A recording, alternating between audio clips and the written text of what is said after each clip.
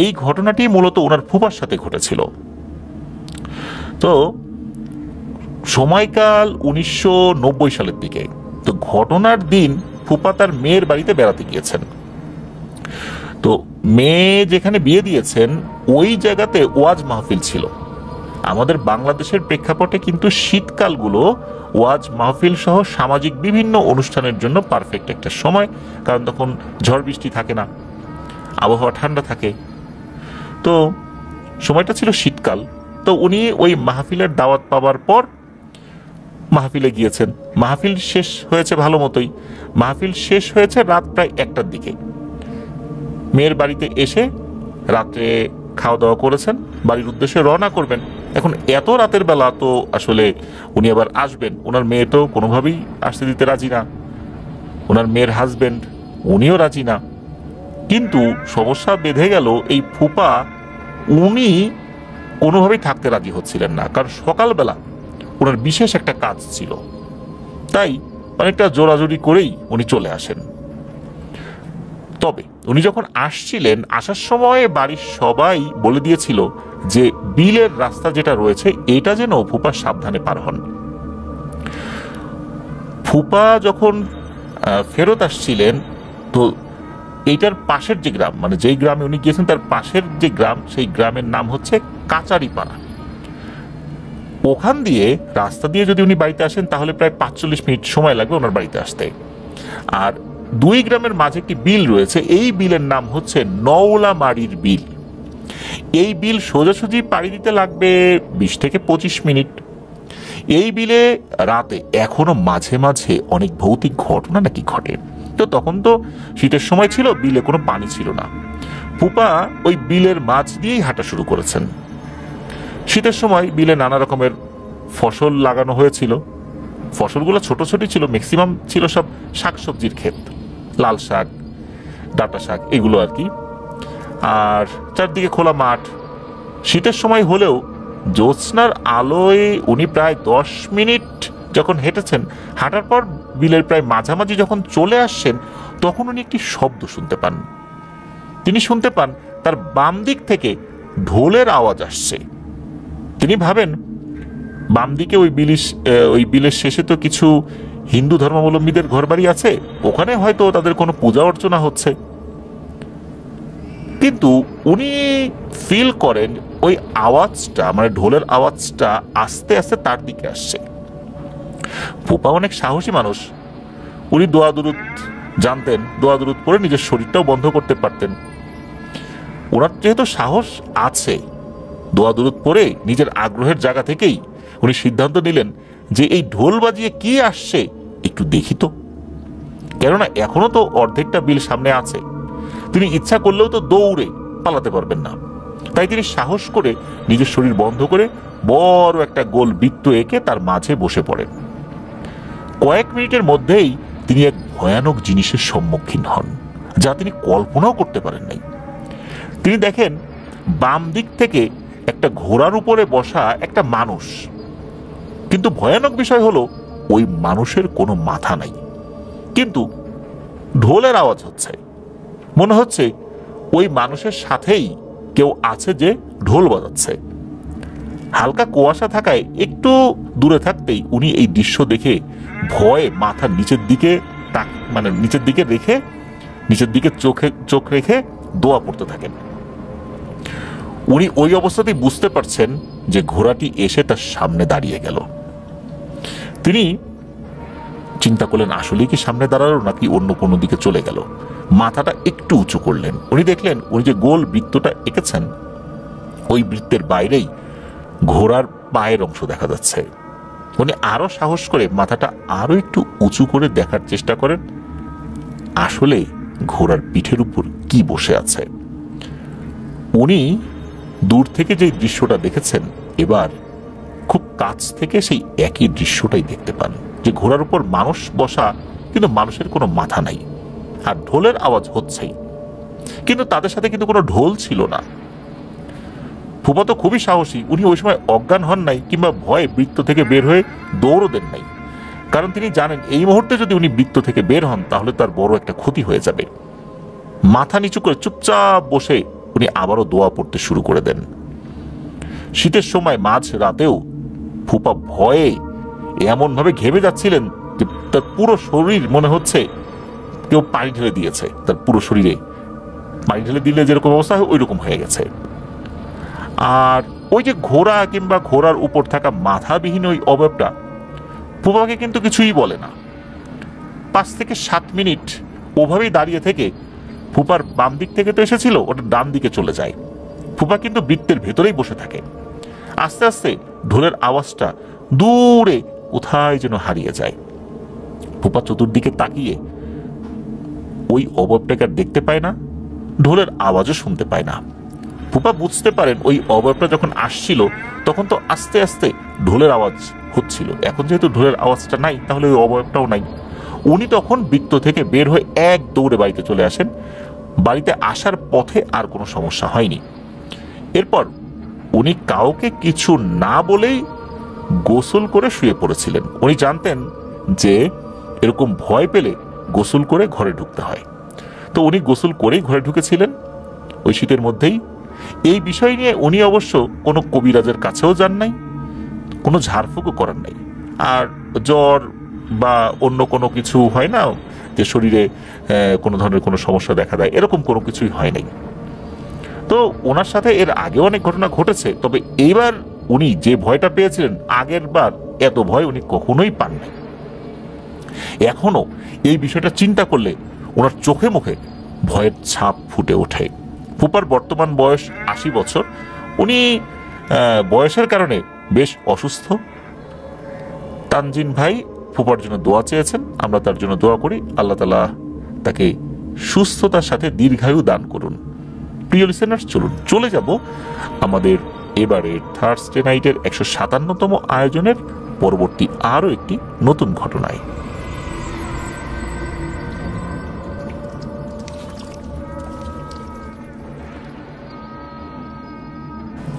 প্রিয় লিসেনার্স, আমাদের দেশ রক্ষার দায়িত্বে যারা রয়েছেন অনেকে অনেক দুর্গম স্থানে বসে ডিউটি করেন, আবার বিশ্রামও ওই একই জায়গাতেই নিতে হয়। চাইলেও কিন্তু একদম লোকালয়ে এসে যে মানুষের সাথে মিশবেন, কথা বলবেন, সেই সুযোগটা হয় না। ক্যাম্প থেকে বাইরে বের হওয়ার সুযোগটাও খুবই কম থাকে। প্রিয় লিসেনার্স, এখন যে ঘটনাটি আপনাদের সাথে শেয়ার করব, এই ঘটনাটি আমরা যার কাছ থেকে পেয়েছি, ওনার অনেকগুলো ঘটনা ইতোমধ্যে আমরা প্রচার করেছি। ওনার নাম সুমাইয়া আক্তার নিম্মি। ওনার দেশের বাড়ি মুন্সিগঞ্জের শ্রীনগর হলেও ওনার বর্তমান ঠিকানা ঢাকা জেলার কেরানীগঞ্জ উপজেলার সুভাড্ডা ইউনিয়নের সুখপাখি গ্রামে। তো ওনার আগে যে ঘটনাগুলো আমরা প্রচার করছি এর মধ্যে জোড়া তাল গাছ, তারপর ওনার দাদি সম্পর্কিত বিভিন্ন ব্যাপার, তারপর পুকুর রিলেটেড যেই ঘটনা আমরা প্রচার করেছিলাম, এই জিনিসগুলোর মধ্যে এই পুকুর বা পুষ্কুনির ছবি কিন্তু আমরা আপনাদেরকে দেখিয়েছিলাম, উনি আমাদেরকে পাঠিয়েছিলেন। তো এই যেই পুকুরটা ওনারা পুষ্কুনি বলে থাকেন আর কি, যেটা নিমিয়াপুর দাদাবাড়ির সাথে লাগানো আর কি, এই পুকুরটা কিন্তু মাওয়া রোডের একদম সাথে। আর আজকের ঘটনাটা ওনার ফুপুর শ্বশুর বাড়ির ঘটনা। ওনার দাদি সম্পর্কিত ঘটনা কিন্তু আমরা এর আগে বলেছি যে উনি অনেক ভালো রুকিয়া জানতেন। তো ফুপুর যে শ্বশুর বাড়ি, এই ফুপুর শ্বশুর বাড়িটা রাস্তার ঠিক উল্টা পাশে, মানে ওনার যে বাড়ি মানে ফুপুর যে বাড়ি অর্থাৎ নিমিয়াপুর যে দাদা বাড়ি, এর রাস্তার ঠিক উল্টা পাশেই হচ্ছে ফুপুর শ্বশুর বাড়ি। মানে রাস্তার এপাশ ওপাশ, রাস্তা ক্রস করলেই শ্বশুর বাড়ি, আবার রাস্তার এই পাশে আসলে নিজের বাবার বাড়ি। তো ফুপুর বিয়ে হয়েছিল 1990 সালে। আর ফুপুর শ্বশুর বাড়ির এরিয়াটা কিন্তু জোড়া তাল গাছের আশেপাশেই, যেহেতু রাস্তার এপার ওপার। তো ওনার ফুপুর যখন নতুন নতুন বিয়ে হয়েছে সবকিছুই ভালোই যাচ্ছিল, কোনো ধরনের কোনো সমস্যা ছিল না। আর ফুপুর শ্বশুর বাড়িতেও কিন্তু গরু লালন পালন করত। সাধারণত গ্রাম এলাকায় প্রত্যেক বাড়িতেই গরু ছাগল তো থাকে, ওখানেও ছিল। আর ফুপা তখন ছোটখাটো একটা ব্যবসা করত। ফুপুর শ্বশুর বাড়ির পাশেও একটা ছোটখাটো পুকুর ছিল বা পুষ্কুনি ছিল। ওই গ্রামের বা ওই পুকুরের আশেপাশে যে ঘরগুলো ছিল, সেই ঘরগুলোর যারা ভদ্র মহিলারা ছিলেন তারা তাদের দৈনন্দিন কিছু কাজকর্ম, যেমন থালা বাসন ধোয়া, গোসল করা, এগুলো কিন্তু ওই পুকুরেই করতেন। আগে তো এত টিউবওয়েল অ্যাভেলেবল ছিল না, সবাই পুষ্কুনিতেই তাদের কাজ সারতেন। আর ওই যে ভিটাটা, ওই ভিটাটার মধ্যে শুধু ওনার ফুপা আর তার ভাই বা বড় ভাই থাকতো, বিষয়টা এরকম না। ওখানে তাদের চাচাতো ভাই সহ আরো অন্যান্য যে ভাই ব্রাদাররা রয়েছে, চাচাতো ফুপাতো বা এরকম যারা আছেন আর কি, তাদেরও অংশ ছিল তো ওই জায়গার মধ্যে। তারাও আলাদা আলাদা ঘর তুলে ওই ভিটাতে থাকতো। আর ফুপুর যখন বিয়ে হয়েছে তখন তো নতুন বউ, সবার সাথে তার সম্পর্ক ভালো। ফুপু কি করতেন, উনি রাতের বেলা কয়েকবার ওয়াশরুমে যেতেন। অনেকে থাকে না যে ঘুম আসছে না, ওয়াশরুমে গেল, আবার আসলো, ঘুম আসছে না, আবার কোনো কারণে ওয়াশরুমে যাওয়া দরকার হয়েছে, সে গিয়েছে। তো ফুপুর কিন্তু এরকম একটা অভ্যাস ছিল, উনি রাতের বেলা কমপক্ষে একবার ওয়াশরুমে যেতেন, তাও সেটা গভীর রাতের বেলা। এখন আমরা যারা ঢাকায় থাকি, ঘরের মধ্যে অ্যাটাচড ওয়াশরুম, কোনো তো সমস্যা নাই। গ্রামের ওয়াশরুমগুলো তো ঘরের বাইরে ছিল ওই সময়ের প্রেক্ষাপটে বলছি আর কি। তখন তো রাতের বেলা বাইরে যেতে গেলে মানুষ ভয় ভীতি পেত, এরকম অনেক ঘটনাই তো আমরা শুনেছি। এখন ফুপুর শ্বশুরবাড়ির ওয়াশরুম তো ঘরের বাইরে, যেখানে মাগরিবের পর ওয়াশরুমে যেতে ভয় লাগে, সেখানে দেখা যেত ফুপু রাত 11টার পর রাত 1টা 2টার সময় ওয়াশরুমে যেত, আর উনি অনায়াসে যেত, চলে আসতো, তার কোনো ভয়টয় লাগতো না। তো এই জিনিসটা এই ফুপুর যে বড় যা, উনি খেয়াল করেছেন। উনি ফুপুকে ডেকে বলেন যে, বোন, তুমি এত রাত্রে যে ওয়াশরুমে যাও, তোমার কি ভয়টাই করে না? তখন ফুপু বলেন যে, ভাবি, আমি কোন বংশের মেয়ে তা তো আপনি জানেনই না। আমার মা এই বিষয়ে অনেক দক্ষ, অনেক ঝাড়ফুঁক উনি জানেন। আর আমার ঘাড়ে যে কয়টা আছে সেটা তো আপনিও জানেন না। আমার মাকেও তো আপনি খুব ভালো করে চেনেন না। এই কথা বলে আর কি ফুপু মজা করছে, দুষ্টামি করছে। তো ও যা বলছে যে,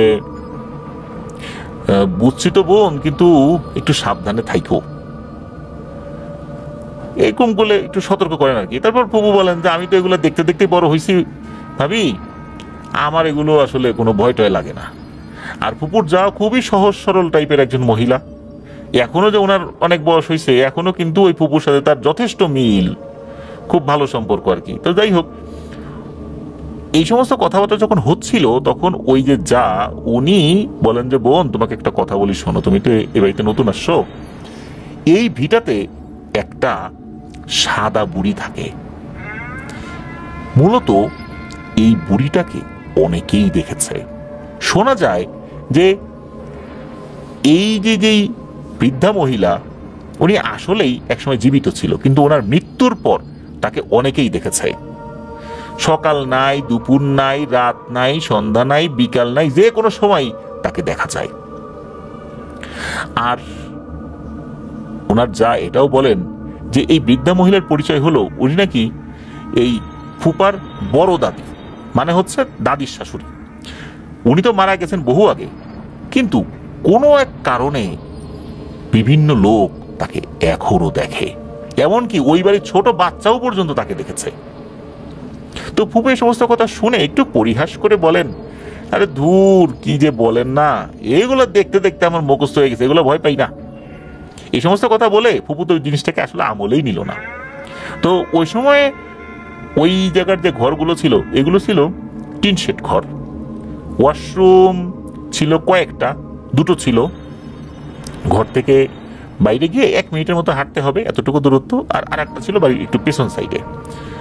তো ওয়াশরুম রাতের বেলা যদি কেউ যায়, ভয়টাই তো পেতেই পারে। তো এরকম তো মানে এটা তো স্বাভাবিক বিষয়। তো এক রাত্রে হয়েছে কি, ফুপু ওয়াশরুমে গিয়েছে। ওয়াশরুমে যাওয়ার পর উনি তখনও ওয়াশরুমে ঢোকেন নাই। উনি যখন ওয়াশরুমের যেই দরজাটা, এই দরজাতে হাত দিয়েছেন, কেবল ভেতর থেকে কেউ একজন কাশি দিয়ে ওঠে। অনেকে গলা খাকারি দেয় না, ওরকম কেউ একজন কাশি দিয়েছে, আর কাশি শুনে বোঝা যাচ্ছে এটা একটা পুরুষ মানুষের কণ্ঠ। তখন ফুপু চিন্তা করেছেন যে হয়তোবা ভেতরে কোনো পুরুষ লোক আছে। ফুপুর পায়ের আওয়াজ পেয়ে সে একটু কেসে উঠেছে। তখন ফুপু স্বাভাবিকভাবেই ওই ওয়াশরুম থেকে কিছুটা দূরে দাঁড়িয়ে অপেক্ষা করছেন যে ঠিক আছে, উনি বের হোক, এরপর আমি যাব। এইভাবে 15 মিনিট, 20 মিনিট, 25 মিনিট হয়ে যায়, ওই লোক আর বের হয় না। এদিকে হয়েছে কি, যে ফুপু যে বের হয়েছে, তার যা আবার এটা বুঝতে পেরেছেন। ওনার ঘুম ছিল পাতলা, কারণ হচ্ছে উনি তো গরু লালন পালন করতে, বাড়িতে তো গরু ছিল।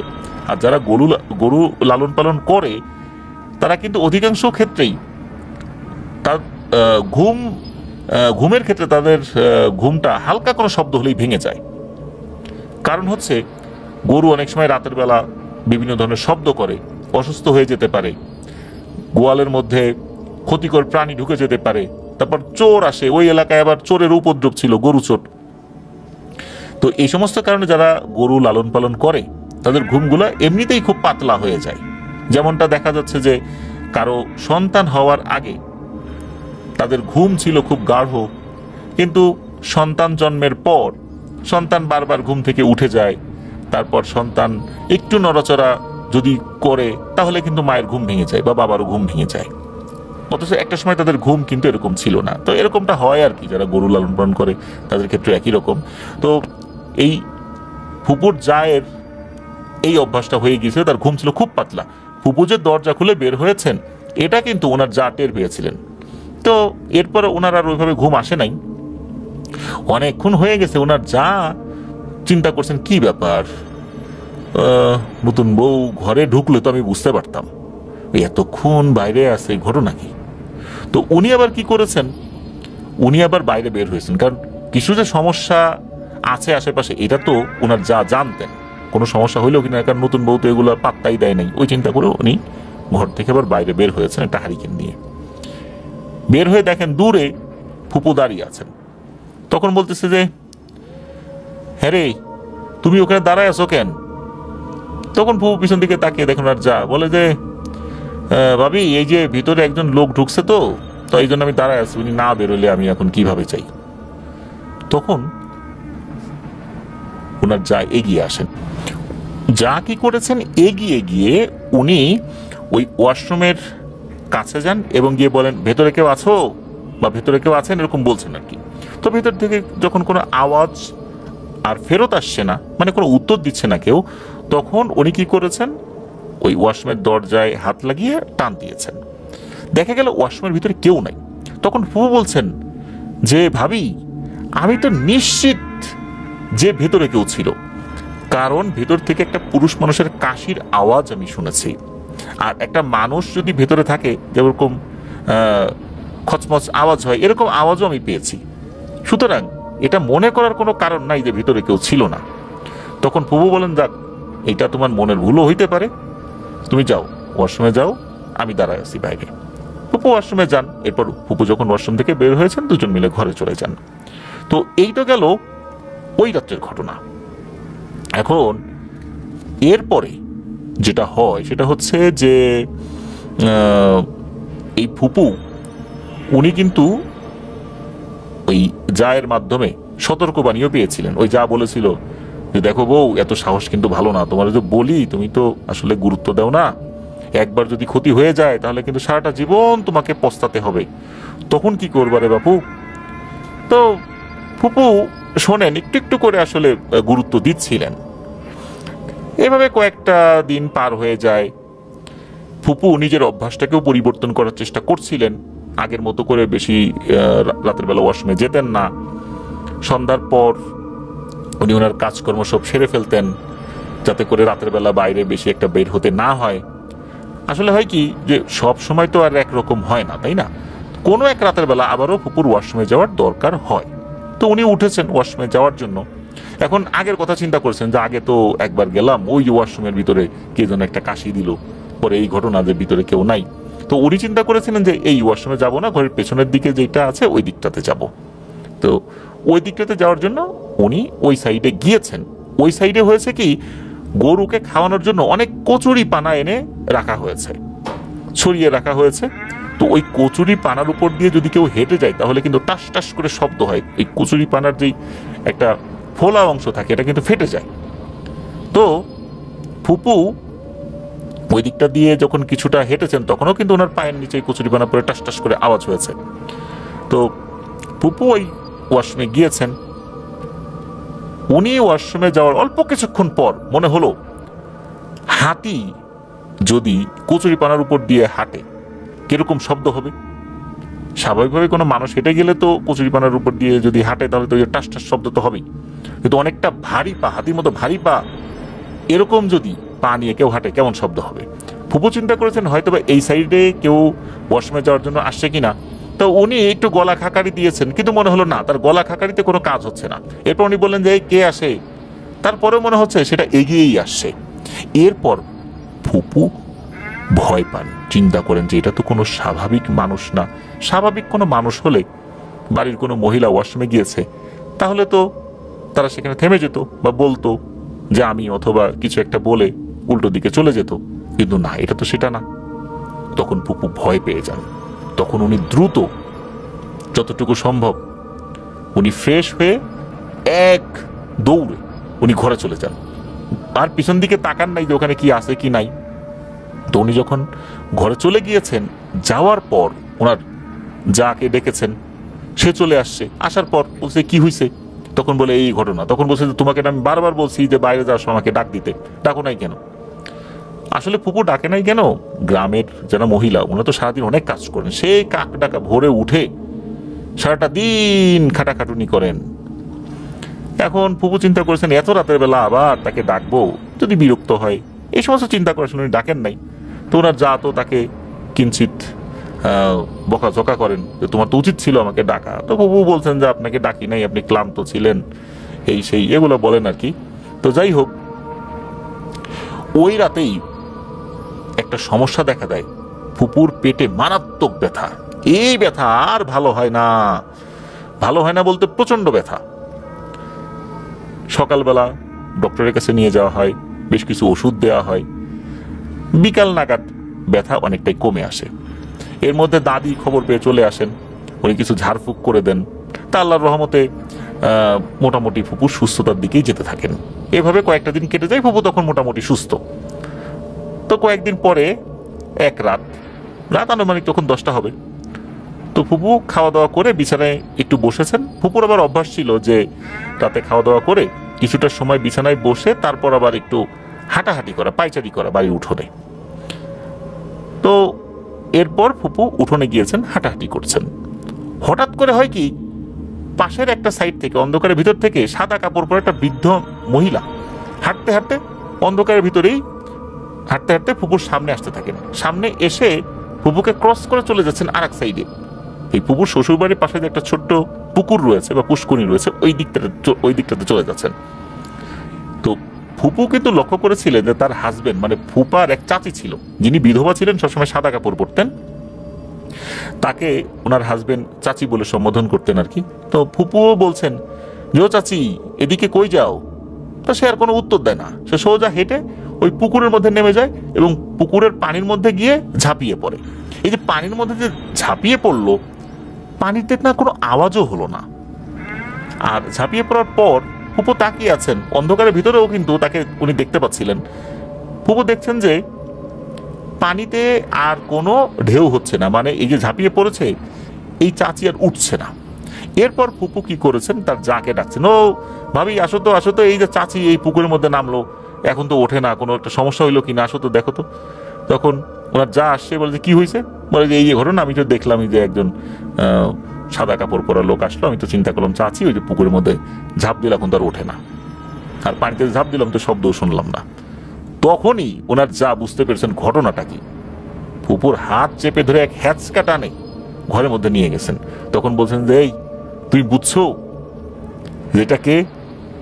তোমাকে বারবার বলছি যে বেশি সাহস দেখায়ও না, এই জিনিসটা দেখে তুমি কেন তার সাথে আবার কথা বলতে গেলা? এই জিনিসটা কি বুঝছো? এটাকে তো এই বাড়ির সবাই দেখছে, ছোট বড় সবাই দেখছে, তোমার দেখা বাকি ছিল, তুমিও দেখলা, এটা হচ্ছে সেই সাদা বুড়ি। এই কথা শোনার পর ফুপু তো বেশ ভয় পেয়ে যান। তো ফুপু তখনও চিন্তা করেন যে আর এটা কিভাবে সম্ভব হলো, আমি নিজের চোখে দেখলাম, মনে হলো সেই চাচি। যাই হোক, সকালবেলা ফুপু সেই চাচির বাসায় যান, গিয়ে দেখেন চাচি তখনও ঘুমাচ্ছে। চাচিকে জিজ্ঞেস করেন, ফুপু কালকে তুমি আমার সামনে দিয়ে গেলা, পুকুরের মধ্যে নামলা ওই রাতের বেলা। তখন ওই চাচি বলছেন যে বাবু রে, আমার কি ভয় ডর নাই রে, আমার কি জানের ভয় নেই, ভূতের ভয় নেই, আমি কেন রাতের বেলা যাবো গো তোমার ওই পুকুরের ভিতরে? হ্যাঁ, আমি যাই নেই। তো এই কথা শোনার পর ফুপু কনফার্ম হলেন আসলে উনি রাতে যেটা দেখেছেন, উনি সেই সাদা বুড়িকে দেখেছিলেন। নিম্মি আপু আমাদেরকে এটাও জানিয়েছেন যে ওই সাদা বুড়িকে নিম্মি আপু নিজেও দেখেছেন 2014 সালে। এটাই ছিল ঘটনা। আবারও স্বাগতম জানাচ্ছি প্রিয় লিসেনার্স আমাদের থার্সডে নাইটের 157তম আয়োজনের নতুন আরো একটি ঘটনায়। এখন যে ঘটনাটি আপনাদের সাথে শেয়ার করব, এই ঘটনাটি আমাদেরকে যিনি পাঠিয়েছেন তার নাম মোহাম্মদ আজমির হোসেন। ওনার বাড়ি কুষ্টিয়া জেলার দৌলতপুর উপজেলার সীমান্তবর্তী গ্রাম গরুরাতে।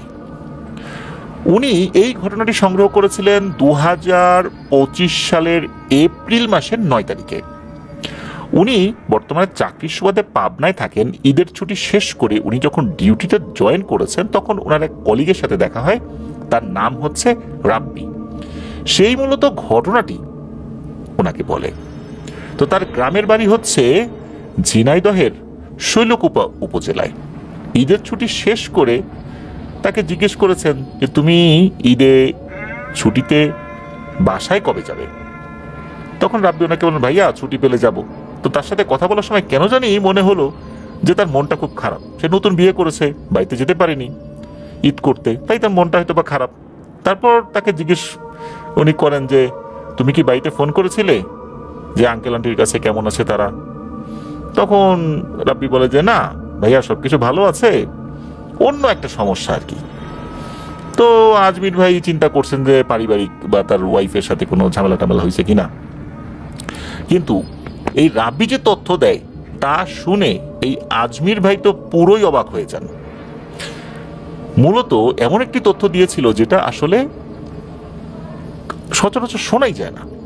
তো এই রাব্বি বলেন যে ভাইয়া, ঈদে আমরা কোনো খিচুড়ি বা মাংস রান্না করে খেতে পারি না। কেউ যদি দিয়ে যায় এমনিতে সেটা খেতে পারি, কিন্তু আমরা রান্না করতে পারি না। তখন উনি জিজ্ঞেস করলেন কেন বলো তো, এটা কেমন কথা, ঈদের দিন খিচুড়ি মাংস রান্না করতে পারবে না? তখন ওই রাব্বি বলেন যে ভাই একটা বড় ঘটনা আছে, ঘটনাটা শোনেন। তখন রাব্বি জানায় এখন থেকে প্রায় 40 বছর আগের ঘটনা।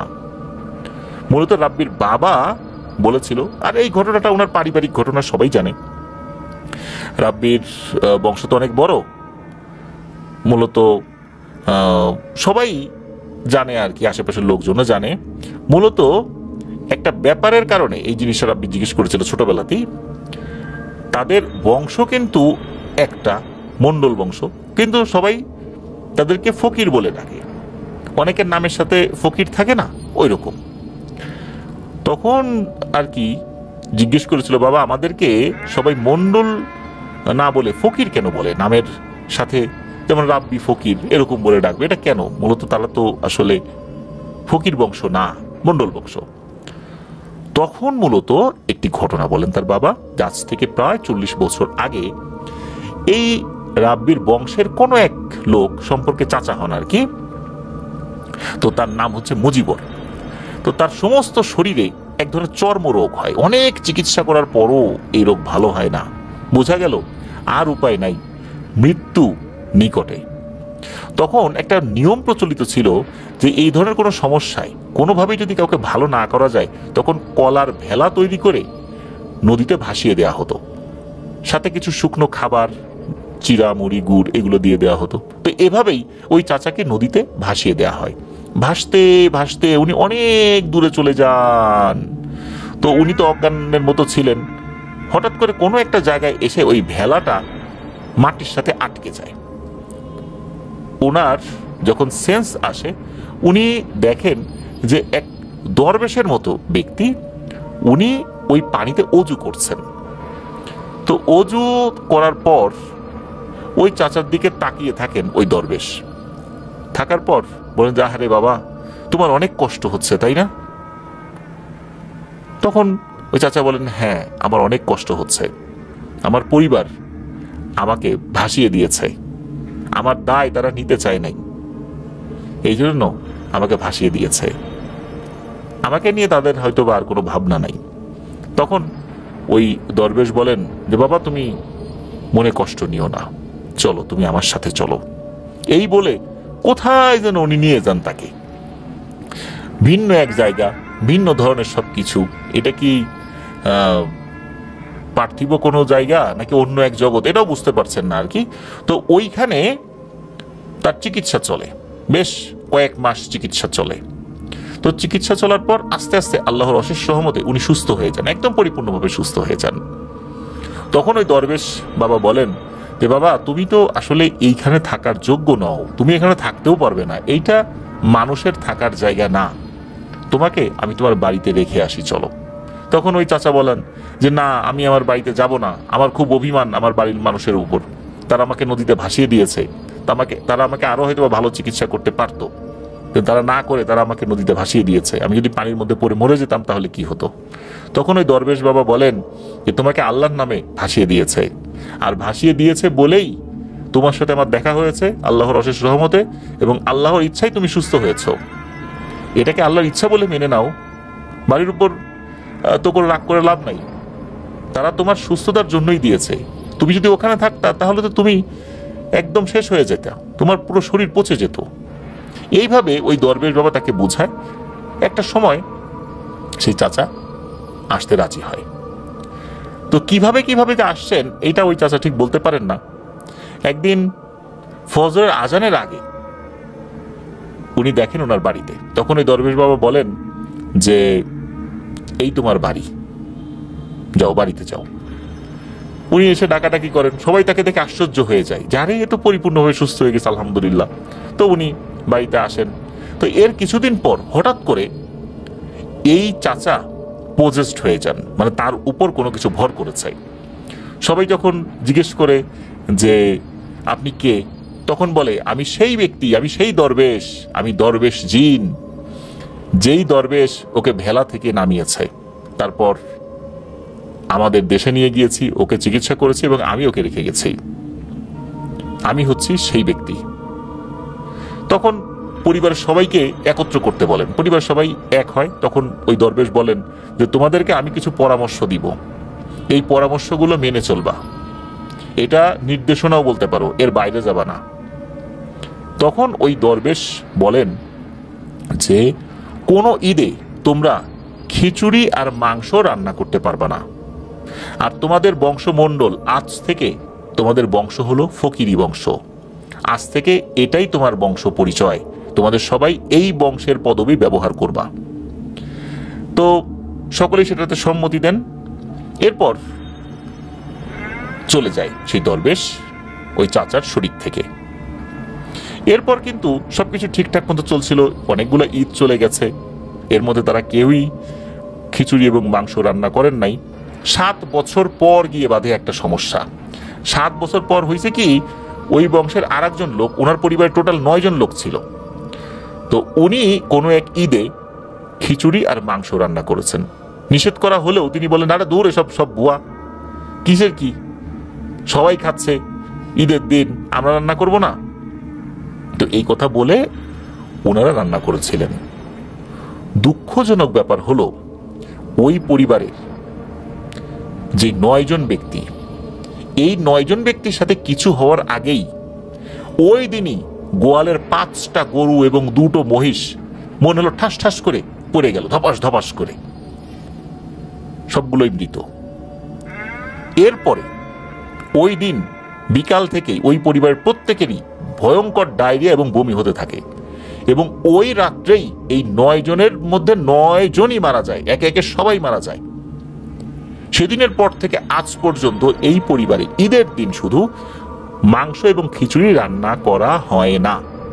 পাড়া প্রতিবেশী দিয়ে গেলে কোনো সমস্যা নাই, তারা খেতে পারবে, সেমাই বা অন্যান্য মিষ্টান্ন দ্রব্য রান্না করতে সমস্যা নাই, সমস্যা হচ্ছে মাংস এবং খিচুড়িতে। তো এই বিষয়টা আসলে কেন বলেছিলেন সেই দরবেশ জিন, এটা বলা যায় না। ভেলা থেকে উদ্ধার করে সেই দরবেশ সেই চাচাকে নিয়ে গিয়েছিলেন তার দেশে, সেখানে আল্লাহর রহমতে সুস্থ হয়েছিলেন। এরপরই মূলত এই নির্দেশনা দিয়ে গিয়েছিলেন, যেটা আজও অক্ষরে অক্ষরে এই রাব্বি ভাইয়ের পরিবার মেনে চলছেন। এটাই ছিল ঘটনা। প্রিয় লিসেনার্স, ঘটনাটি বেশ অদ্ভুত, এই জন্য ঘটনার নাম আমরা দিয়েছি ভেলার দরবেশ বা ভেলা দরবেশ। আসলে বোঝাই যাচ্ছে যে উনি জিন ছিলেন, খুব ভালো জিন ছিলেন।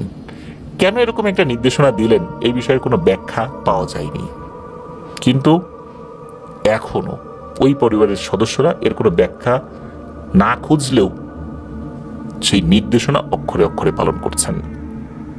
মূলত এই রাব্বি ভাই উনি এই কারণেই মন খারাপ করেছিলেন, ঈদের দিন যাব, কিছুই রান্না করা যায় না বাড়িতে, এই বিষয়টা নিয়ে মন খারাপ ছিলেন, তার মন খারাপ ছিল আর কি।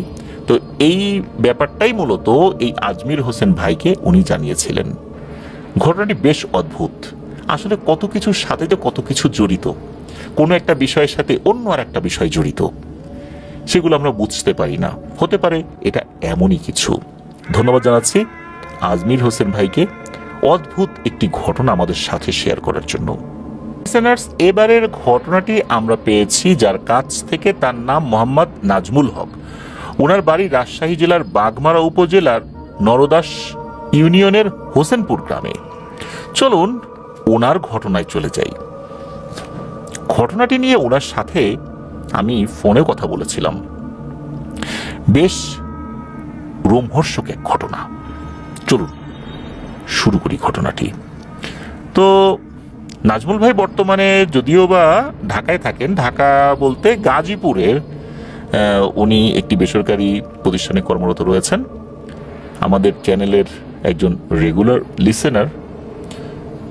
উনি মূলত এই ঘটনাটি শুনেছিলেন ওনার বাবার মুখ থেকে। টুকটাক করে বিভিন্ন সময় শুনেছিলেন, ঘটনা পাঠানোর জন্য নতুন করে আবার উনি শুনেছিলেন। তো ঘটনাটি মূলত ওই হোসেনপুর গ্রামে ঘটেনি, ঘটনাটি ঘটেছিল ওনার যে দাদার বাড়ি যেখানে ছিল আর কি, মূলত দামনাস দেওপাড়া, আর এক নাম হলো সতিয়াপাড়া। তো এই সতিয়াপাড়াতেই ঘটনাটি ঘটেছিল। এখন থেকে প্রায় 40 বছর আগে, আনুমানিক 1983 কি 84 সাল হবে আর কি। তখন ওনার বাবার বয়স ছিল 15-16 বছর। ওনার বাবার নাম মোহাম্মদ সাহেব আলী। তো ওনার বাবার বেশ কয়েকজন বন্ধু ছিল। তাদের মধ্যে ঘটনা যেদিন ঘটে সেদিন ওনার বাবা সহ আরো 3 জন ছিলেন। তাদের মধ্যে একজন ছিলেন রাশেদ কাকা, আর একজনের নাম ছিল আবেদ, মানে আবেদ কাকা, আর একজনের নাম ছিল মুসলিম কাকা। তবে সবাই তাকে মালু বলে ডাকতেন। তার ডাক নাম ছিল মালু কাকা। তো এই যে কয়েকজনের নাম আমরা বললাম, এনাদের মধ্যে, বন্ধুদের মধ্যে বয়সে ছোট ছিলেন এই নাজমুল ভাইয়ের আব্বা। তবে সবচেয়ে সাহসী ছিলেন এই মুসলিম কাকা বা মালু কাকা। তখন তার বয়স 20-এর কাছাকাছি হবে। এই মালু কাকার কিন্তু দুর্দান্ত সাহস ছিল। ওনার যেই কাজটা ছিল বন্ধুদের মধ্যে, সেটা হচ্ছে কোথায় মধুর চাক পড়েছে, কোন গাছে ফল পেকেছে, এই সমস্ত জিনিসগুলো উনি দেখতেন আর বন্ধুদেরকে সাথে নিয়ে সেই জিনিসগুলো পেরে আনতেন, খোঁজ খবরও রাখতেন, জানাতেন। আর পাড়ার কাজটা ওনারই ছিল। আম, জাম, পেয়ারা, নারকেল, জাম্বুরা সহ সব ধরনের ফল খাওয়া ছিল নাজমুল ভাইয়ের বাবা সহ তার সকল বন্ধুদের একটা নেশা। তো যে রাতে ঘটনাটি ঘটে সেদিন বিকেলে ওনার বাবা সহ এই যে রাশেদ কাকা, আবেদ কাকা, তারপরে মুসলিম বা মালু কাকা, এই সবার সাথে কথা হয়। জানা যায় একটা জঙ্গলে একটা তাল গাছ রয়েছে, ওই তাল গাছের তালকুর খেতে যাবে। তালকুর বলতে তালের ভেতর যে সাদা অংশ, যে শ্বাসটা যেটা আমরা খাই, ওইটা। তো ওই এলাকায় এটাকে তালের চোখ বা তালকুর বলে। তো ওই তাল গাছটা যে জঙ্গলে অবস্থিত, সেটার পাশ দিয়ে একটা নদীর মতো জায়গা চলে গেছে। এটা ওরকম নদী না, এইটাকে মূলত স্থানীয় ভাষায় গাং বা সতিয়া বলে। এই জন্যই নাম হয়ে গেছে সতিয়াপাড়া।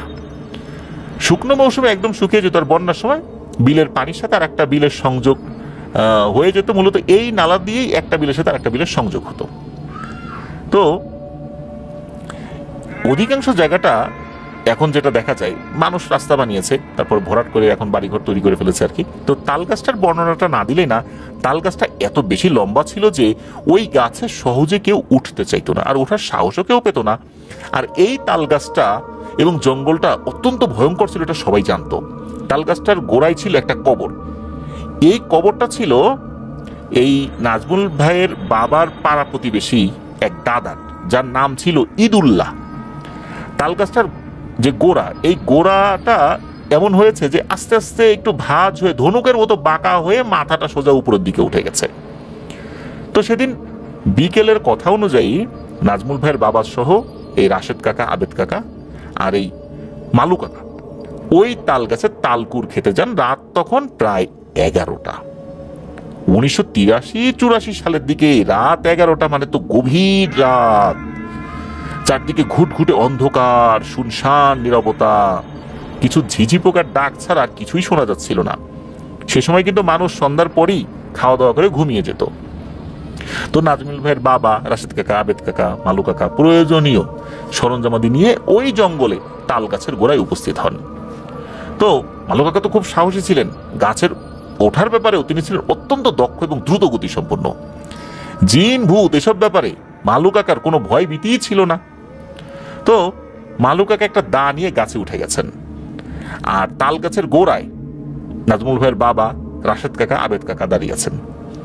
তো এই যে মালু কাকা বেশ কয়েকটা তালকুরের বাধা, অর্থাৎ তাল যেটাতে ধরে থাকে এটাকে আমরা বাধা বলি আর কি, কায়দ বলি, এক একটা জায়গায় এক এক নাম আর কি। তো এটা কেটে মাটিতে ফেলে দেন। এ পর্যন্ত সবকিছু ঠিকঠাকই ছিল। তারপর তাদের এই বাধা কাটা হয়ে গেলে, বাধা কাটা বলতে ওই যে তালের কাদ আর কি, যেটাতে অনেকগুলো তাল ধরে থাকে আর কি চতুর্দিক দিয়ে। তো এই মালু কাকা হাতে দা যখন নিচে মাটিতে ফেলে দেন, ঠিক তখনই শুরু হয় সমস্যা। এই তালের বাধা এবং দা নিচে ফেলে দেওয়ার পর বেশ কিছুটা সময় পার হয়ে যাচ্ছে, মালু কাকা গাছ থেকে আর নিচে নামে না। এদিকে নিচে নামার জন্য নাজমুল ভাইয়ের বাবা, রাশেদ কাকা, আবেদ কাকা ওনারা বলছেন যে কি রে, এ মালু নিচে নামে আয়। কিন্তু মালু কাকা উনি কোনোভাবেই নিচে নামছিলেন না, উনি নিচে নামতে পারছিলেন না। কারণ হচ্ছে মালু কাকা তাল গাছের যেখানেই পা দিচ্ছিলেন, মানে যে ডালটাতে পা দিচ্ছিলেন, তালের যে ডোগা বলি আমরা, যেটাই বলি না কেন, ডাল বলি, যেটাতেই পা দিচ্ছিলেন সবগুলো মনে হচ্ছে মানুষের শরীর। একটা মানুষ যদি আর একটা মানুষের শরীরের উপরে দাঁড়িয়ে থাকে, যদি শরীরের উপর দাঁড়িয়ে হাঁটাচলা করে, একটা জায়গায় হাত, একটা জায়গায় পা, একটা জায়গায় কোমর, আর একটা জায়গায় ঘাড়, এরকম মনে হবে না? তার কাছে ওরকম মনে হচ্ছিল। যেখানেই সে হাত বা পা দেয় মনে হচ্ছে এটা মানুষের হাত, মানুষের পা, আর সে যেখানে দাঁড়িয়েছে মনে হচ্ছে কোনো একটা মানুষের পিঠের উপরে দাঁড়িয়ে আছে। এদিকে নিচ থেকে সবাই বলছে এই নিচে নাম, নিচে নাম। তিনি আবার মানে মালু কাকা উপর থেকে গালিগালাজ করছেন, এই বেটা তোরা গাছে উঠে আমাকে ভয় দেখাচ্ছিস কেন? আমার সাথে মজা করতেছিস? এখন কি মজা করার সময়? তখন ওনার নিচ থেকে বলে, আরে কি বলিস, আমরা তো কেউ গাছে উঠি নাই, তোর তো তাল কাটা হয়ে গেছে, তুই নেমে আয়। তখন উনি বলেন যে আরে তোরা গাছে উঠিস নাই, তাহলে আমি এটা কি দেখতেছি, আমি এটা কি অনুভব করতেছি? আসলে কি দেখতেছি বলতে উনি তো মানে যতটুকু হালকা আলোতে দেখতে পাচ্ছেন মানুষের হাত পা বলে মনে হচ্ছিল, কিন্তু আবার দেখা যাচ্ছে যে তালের ডাল, কিন্তু পায়ের নিচের অনুভূতিটা ওই রকম ছিল।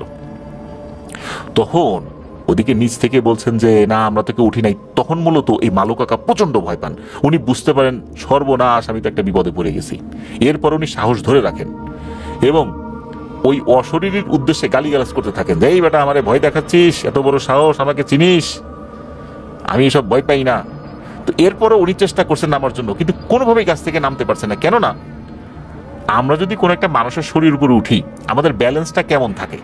মনে হচ্ছে এই বুঝি এই পাশে পড়ে যাচ্ছি, এই বুঝি ওই পাশে পড়ে যাচ্ছি। কারণ মানুষের শরীরের উপর যদি কেউ দাঁড়ায় তার কিন্তু ব্যালেন্স থাকে না। তার কাছে কিন্তু ওরকম মনে হচ্ছিল। উনি মানুষের শরীর ছাড়া উনি যে কোনো একটা ডাল ধরতে যাবেন, ডাল ধরতে গিয়ে দেখেন ওটা একটা মানুষের হাত বা মানুষের পা, এরকম কিছু একটা, বা মানুষের মাথা, চুল ধরছেন, এরকম কিছু একটা, এরকম উনি ফিল করছেন। উনি তো কিছুই খুঁজে পাচ্ছেন না, বারবার চেষ্টা করে নিচে নামতে পারছেন। মনে হচ্ছে এই বুঝি উনি কাত হয়ে পড়ে যাচ্ছেন, অনেক কষ্ট নিজেকে ধরে রেখেছেন, মনে হচ্ছে উনি একটা মানুষের উপর বসে আছেন।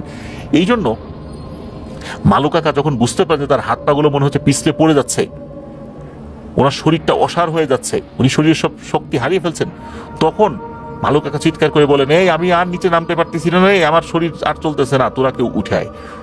এরপর উপায়ন্তর যখন আর কেউ পাচ্ছিলেন না, তখন এই যে রাশেদ কাকা উনি বলেন যে এই তুই থাক, আমি আসতেছি, চিন্তা করিস না, আল্লাহ ভরসা। এই বলে এই রাশেদ কাকা গাছে উঠতে থাকেন। গাছে উঠতে উঠতে ওই গাছের মাথায় উঠে যান। ওই গাছের মাথায় ওঠার মতো সাহস কিন্তু রাশেদ কাকা ছিল না, কিন্তু তার বন্ধু ওইখানে বিপদে পড়েছে, তাকে তো আনতেই হবে। রাশেদ কাকা বুঝতে পেরেছেন কোন একটা সমস্যা, উনি উঠলে উনি একটা বিপদে পড়তে পারেন, তারপর বন্ধুকে বাঁচানোর জন্য উনি উঠে যান। উঠতে উঠতে মাথায় যখন উঠে গেছেন, তখন ওই রাশেদ কাকা বলছেন, হে মালু, এই শোন, এই যে আমি, এই যে আমার মাথা, এই যে আমার ঘাড়, আমি গাছটা জড়ায় ধরে রাখছি, তুই আস্তে আস্তে আমার ঘাড়ের উপর বস।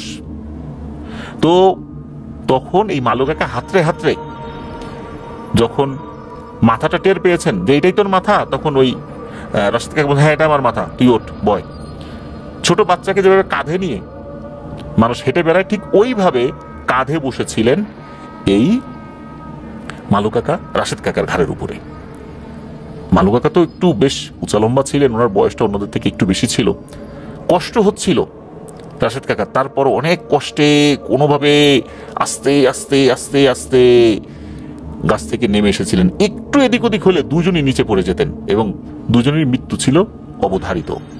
এদিকে নিচে যখন সহি সালামত নামলেন, এরপর রাশেদ কাকা, আবেদ কাকা আর হচ্ছে এই নাজমুলের বাবা, ওনারা তালকুর কেটে খাচ্ছিলেন। মালু কাকাকে তালকুর খাওয়ার জন্য বলা হলে উনি বলছেন যে, না রে, আমার শরীরটা কেমন যেন করতেছে রে, আমার কিছু ভালো লাগতেছে না, আমি বাড়ি যাব, আমি বাড়ি যাব। তখন সবাই মিলে বাড়ি যাওয়ার সিদ্ধান্ত নেন, যে যার মতো বাড়িতে চলে গেলেন। তখন রাত হয়তো 1:30-2 বাজে আর কি। হঠাৎ করে পাড়ার মধ্যে চিৎকার চেঁচামেচি দৌড়া দৌড়ি শুরু হয়ে যায় যে মালু প্রচন্ড পরিমাণ অসুস্থ। তখন একজন হিন্দু ডাক্তারকে নিয়ে আসা হয়েছিল, তার নাম হচ্ছে পরেশ ডাক্তার, যিনি এখনো বেঁচে আছেন। আর দামনাস নামক যে বাজারটা রয়েছে, দামনাস বাজারে এখনো তার চেম্বার রয়েছে। এই পরেশ ডাক্তারের বাবা, যার নাম ছিল শিরিষ ডাক্তার, তিনি অবশ্য মারা গেছেন, পাশের হিন্দু পাড়ায় তাদের বাড়ি। তো রাত 2টোর সময় এই শিরিষ ডাক্তারকে আসার জন্য অনুরোধ করা হয়েছিল, কিন্তু তিনি রাত বেশি হওয়ার কারণে আসেন নাই বা আসতে পারেন নাই। পরেশ ডাক্তার এসেছিলেন। তো যাই হোক, গ্রামের লোকজন মালু কাকার বাসায় জড়ো হয়ে যায় তাকে দেখার জন্য। তো এদিকে নাজমুল ভাইয়ের বাবা, অন্য বন্ধুরাও সেখানে যান, গিয়ে দেখেন এক ভয়ঙ্কর দৃশ্য। এই মালু কাকাদের ঘরে ছিল মাটি দিয়ে তৈরি চকি, মাটির চকি, মানে এইটা মাটি থেকে উঁচু করে ওইভাবে মাটির চকি তৈরি করা আর কি, যেমন আমরা সিঁড়ি তৈরি করি। তো ওই চকিটা একদম মাটি দিয়ে, নিরেট মাটি দিয়ে তৈরি করা। তো দেখা যাচ্ছে যে এই মালু কাকাকে কোনো এক অজানা শক্তি সেই চকি থেকে 5 থেকে 7 হাত উপরে তুলছে, আবার ছেড়ে দিচ্ছে, মনে হচ্ছে রাবারের উপর তার শরীরটা জাম্পিং করছে। আর মালু কাকার পেটটা অনেক ফুলে গেছে, বারবার বলছে, আমার পেট জ্বলে গেল রে, আমার পেট পুড়ে গেল রে, আমার পেট জ্বলে গেল, আমার পেট পুড়ে গেল, এরকম করে চিৎকার চেঁচামেচি করছে। তো রুমের মধ্যে যাওয়ার কোনো পরিবেশই ছিল না, বিশ্রী অবস্থা হয়ে গেছে, ভয়ে কেউ কাছে যাচ্ছে না, এমনকি মালু কাকার পরিবারের সদস্যদের মানে তার কাছে যেতে পারছিল না ভয়ে, এমন একটা অবস্থা। এমন পরিবেশ দেখে এই নাজমুল ভাইয়ের বাবা, রাশেদ কাকা, আবেদ কাকা, কেউ তো ওই সময় ভয়ে স্বীকার করে নাই যে তারা কিছুক্ষণ আগে তালকুর খেতে ওই তাল গাছে গিয়েছিলেন। এরকম অল্প সময় হতে হতেই এই মালু কাকা, এই যে পেট জ্বলে গেল, পুড়ে গেল বলতে বলতেই উনি শেষ নিঃশ্বাস ত্যাগ করেন। এই মালু কাকার নাকি একটা অভ্যাস ছিল উপর হয়ে শুয়ে থাকা। মৃত্যুর সময় উনি বিছানায় বুক পেট রেখে, মানে পিঠ উপরের দিকে, হাত পা চারদিকে ছড়িয়ে উপর হয়ে শুয়েছিলেন। তার ঘাটটা মটকানোর মতো হয়ে গিয়েছিল, চোখ দুটো অনেক বড় বড় করে তাকানো ছিল। এমন বিভীষিকাময় দৃশ্য আর যন্ত্রণাদায়ক মৃত্যু দেখে সে সময় অনেকেই ভয় পেয়েছিল। পুরো গ্রামের মানুষ এই নৃশংস মৃত্যু নিজের চোখে হতে দেখে কান্না করেছিলেন।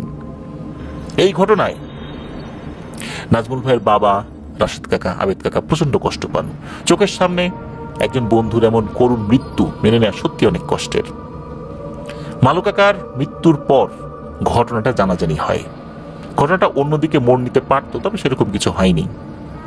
মূলত এই সমস্ত কারণেই এই যে নাজমুল ভাইয়ের বাবা নতুন করে এই সমস্ত ঘটনা আর কাউকে বলতে চাচ্ছিলেন না। মালু কাকা বেঁচে থাকলে হয়তোবা আজকে এই নাজমুল ভাইয়ের বাবা, রাশেদ কাকা, আবিদ কাকার মতো সুন্দর স্বপ্ন নিয়ে বেঁচে থাকতেন। বন্ধু বান্ধবদের মধ্যে মালু কাকা ছাড়া এই যে নাজমুল ভাইয়ের বাবা, রাশেদ কাকা, আবিদ কাকা, ওনারা সবাই জীবিত আছেন, ভালো আছেন, সুস্থ আছেন। তো প্রিয় লিসেনার্স, ঘটনাটা একবার চিন্তা করুন আসলে এটা কেন হয়েছিল, কিভাবে হয়েছিল, এই বিষয়ে কোনো তথ্য জানা যায় না। তবে এতটুকু জানা যায় ওই দাটা নিচে ফেলার পরই ঘটনাটা হয়েছিল। এমন হতে পারে ওই দাটা নিচে ফেলার পর নিচে কোনো কিছু ছিল যে মারা গেছে, যেটা ওরা বুঝতে পারেনি। আবার হতে পারে ওই তাল গাছে এমন কিছু ছিল, যেহেতু ওটা ভয়ানক ছিল, তারা ওখানে উঠেছে, জিনিসগুলো পেরেছে, যার কারণে মালুকাকার উপর প্রভাব বিস্তার করেছে। আপনারা একবার ভাবুন যে একটা মানুষ এত উঁচু একটা তাল গাছে উঠেছে, অথচ তার কাছে মনে হচ্ছে সে কোনো মানুষের পিঠের উপর দাঁড়িয়ে আছে, বারবার হাত পা পিছলে যাচ্ছে, এখনই পড়ে যাবে। যেটাই ধরে সেটা মানুষের হাত পা ঘাড় মাথা এরকম বলে মনে হয়। এরপর একটা মানুষের কেমন অনুভূতি হতে পারে। আর ওই রাতটাই তার যেই ভয়ঙ্কর মৃত্যু, এটা তো সকলেই দেখেছে। তাকে দেখা সেই পরেশ ডাক্তার এখনো জীবিত আছেন। এটাই ছিল ঘটনা। নাজমুল ভাই এই মুসলিম কাকা অর্থাৎ মালু কাকার জন্য দোয়া চেয়েছেন, আল্লাহ তাআলা যেন তার ভুল ত্রুটিগুলো ক্ষমা করেন। প্রিয় লিসেনার্স, এটাই ছিল ঘটনা। চলুন আমরা চলে যাব আমাদের এবারের এপিসোডের পরবর্তী আরো একটি নতুন ঘটনায়।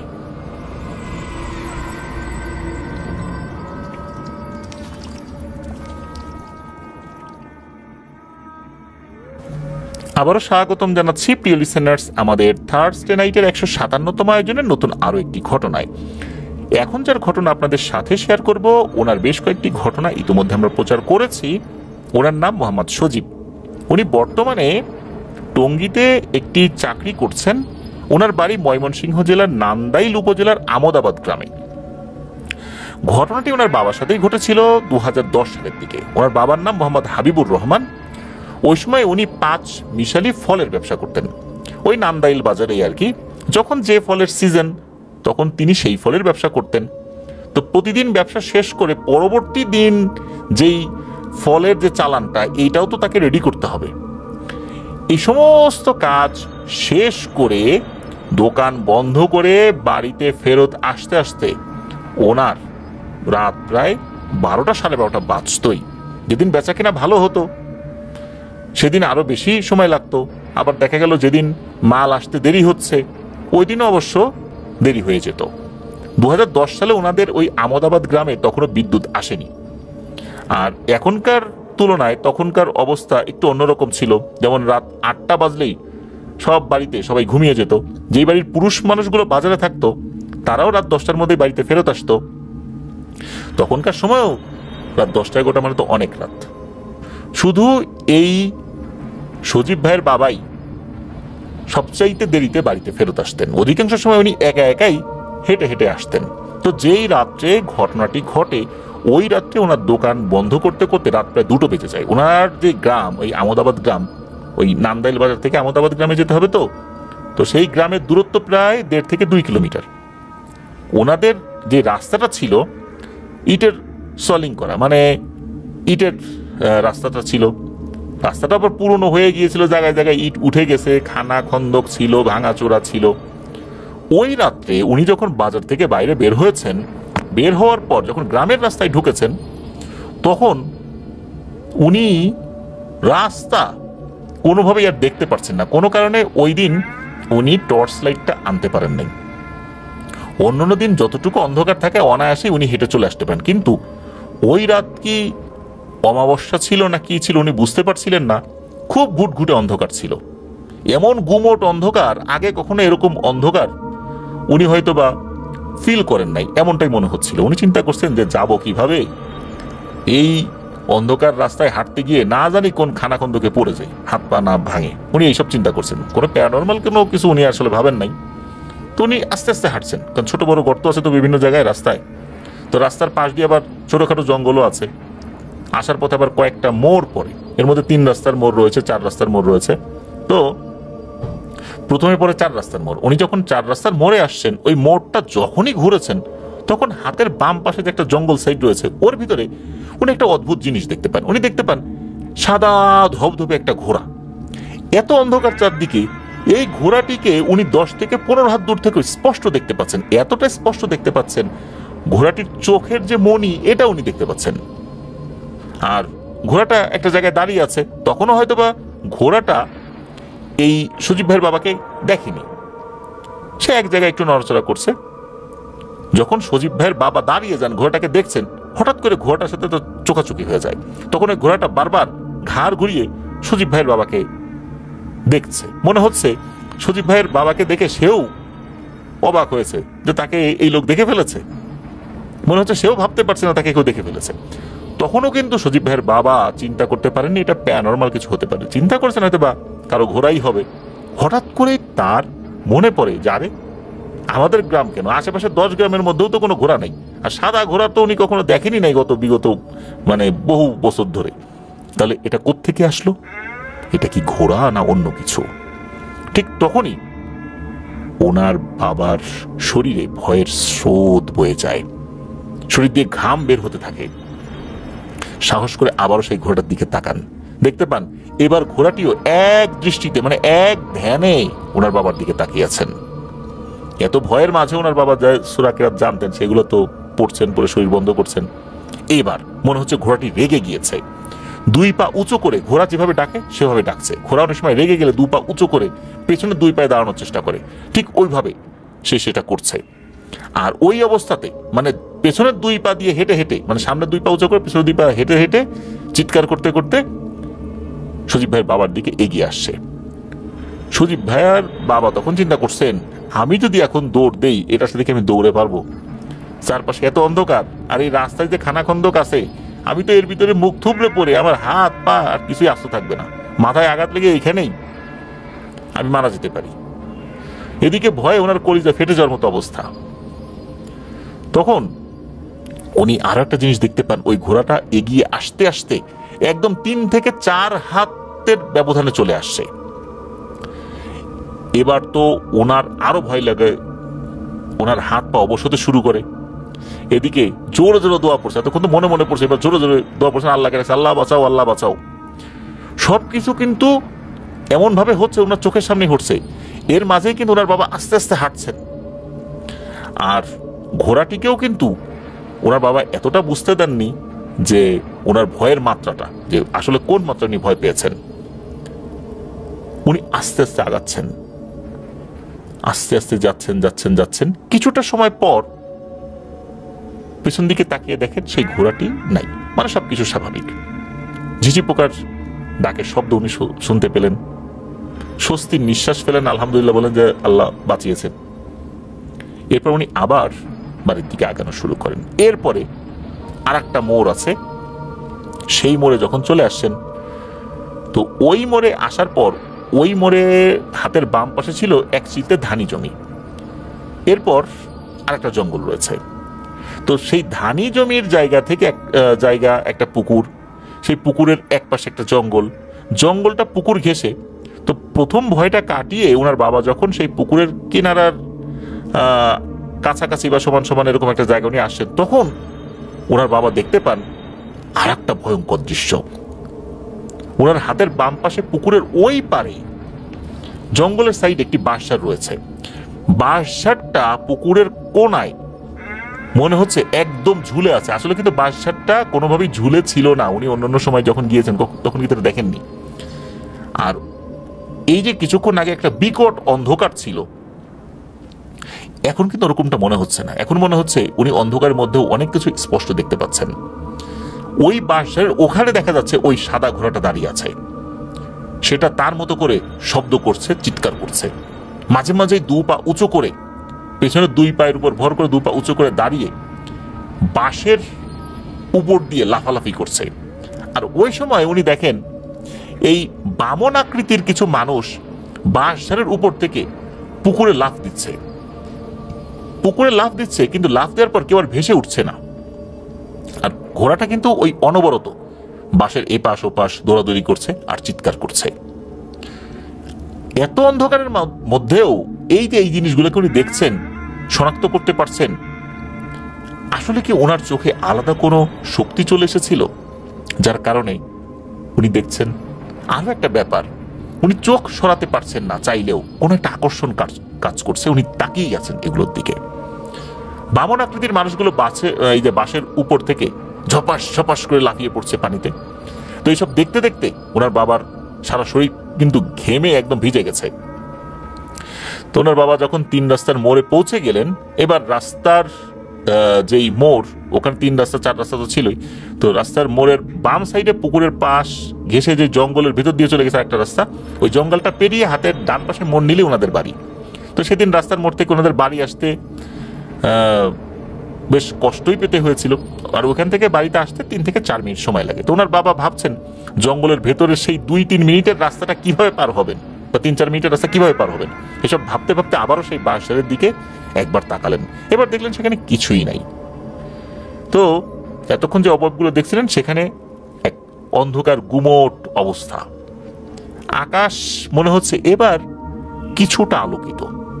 আলোকিত এই কারণে বলছি, এবার মনে হচ্ছে আকাশে কিছুটা চাঁদ দেখা যাচ্ছে, আর এই আলোর মধ্যে দৈত্যাকার এই বাঁশঝাড়টা দাঁড়িয়ে আছে। আবারও চারপাশে ঝিঝি পোকার শব্দ। অদ্ভুত ব্যাপার হলো, যখনই ওই ঘোড়াটা এবং ওই বামনগুলো আসে, বা এর আগে যখন দেখেছিলেন বা পরে দেখলেন, ওই সময় আশেপাশে কোনো ঝিঝি পোকার শব্দ উনি শোনেন নাই। মনে হতো যে ওই ঝিঝি পোকার শব্দগুলো এখনো শোনা যাচ্ছে না। আসলেই কি তাই, নাকি আসলে ঝিঝি পোকাগুলো ডাকা বন্ধ করে দিয়েছিল? আল্লাহর নাম নিয়ে ওনার বাবা জঙ্গলটা পেরিয়ে বাড়িতে আসেন। জঙ্গলের ভেতরে উনি আর কিছু দেখেন নাই। ওই জঙ্গলের ভেতরে কিন্তু ভয়ঙ্কর কিছু দেখার কথা ছিল, কিন্তু ওইখানে উনি কিছু দেখেন নাই। তো ওনার বাবা বাড়িতে এসে সজীব ভাইয়ের দাদিকে ডাক দেন। দাদি ঘর থেকে বের হয়ে এসে বলেন যে, কি রে, এত রাত হলো কেন দোকান বন্ধ করতে করতে? তখন ওনার বাবা দেখলেন যে রাত তখন প্রায় 3:30 বাজে। তখন ওনার দাদির কাছে সবকিছু খুলে বলেন। তখন ওনার দাদি বলেন, তুই এগুলোর দিকে তাকাইছিলি কেন? এগুলোর দিকে তাকাইতে নাই, তাকালে অনেক ক্ষতি হয়ে যায়। আর যেহেতু এইগুলো দেখছিস, তাড়াতাড়ি গোসল করে নে, গোসল করে ঘরে আয়, তারপর খাওয়া দাওয়া করবি। তো অদ্ভুত ব্যাপার হলো যে ওনার বাবা যে জিনিসগুলো দেখেছেন, এগুলো নাকি সজীব ভাইয়ের দাদি অনেক আগেই দেখেছেন, কিন্তু কখনো কাউকে বলেন নাই।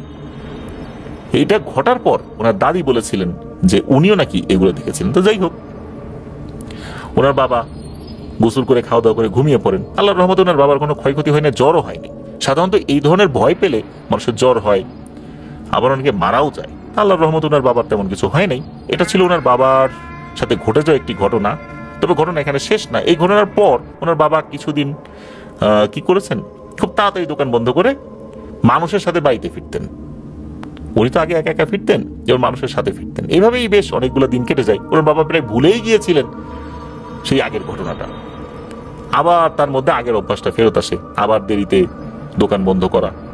তো এভাবে উনি দোকান দেরিতে বন্ধ করতেন। আসলে পরিবারের উপার্জনক্ষম ব্যক্তি উনি তো একা, কামে রোজগার তো করতে হবে। তাড়াতাড়ি দোকান বন্ধ করে দিলে তখন কিন্তু বেচা কেনাও কম হয়। অনেক সময় রাতের বেলা বাস থেকে যে লোকগুলো নামে, তারা বাড়িতে যাওয়ার সময় অনেক ফলমূল কিনে নিয়ে যায়।